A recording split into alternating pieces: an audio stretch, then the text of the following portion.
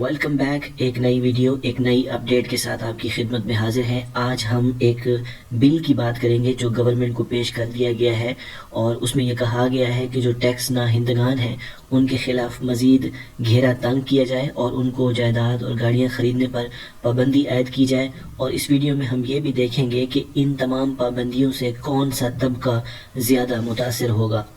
یاد رہے، پاکستان میں وفاقی حکومت کی جانب سے ملک کے ٹیکس کے نظام میں ترامیم تجویز کی گئی ہیں، جس کے تحت ٹیکس نہ ادا کرنے والے افراد یعنی ریٹرن فائل نہ کرنے والے افراد کے خلاف سخت کارروائی کی جائے گی.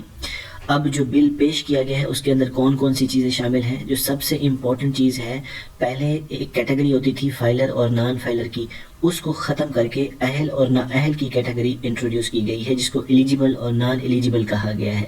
یاد رہے، نان ایلیجیبل جو ہوگا وہ نان فائلر ہی ہوگا.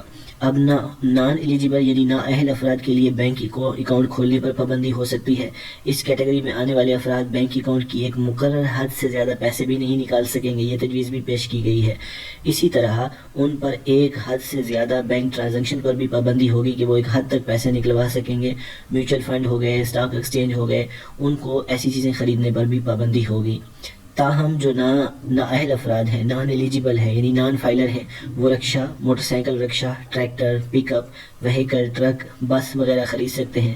مجزوہ بل حکومت کی جانب سے جو پیش کیا گیا ہے اور کہا گیا ہے کہ نااہل افراد کسی اتھارٹی کو جائیداد کی ایک خاص حد سے زیادہ رجسٹریشن کے لیے بھی درخواست نہیں دے سکیں گے.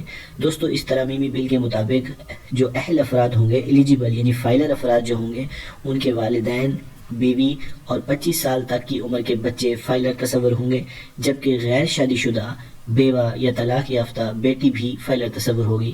اسی کے ساتھ ساتھ اسپیشل بچے بھی فائلر تصور ہوں گے.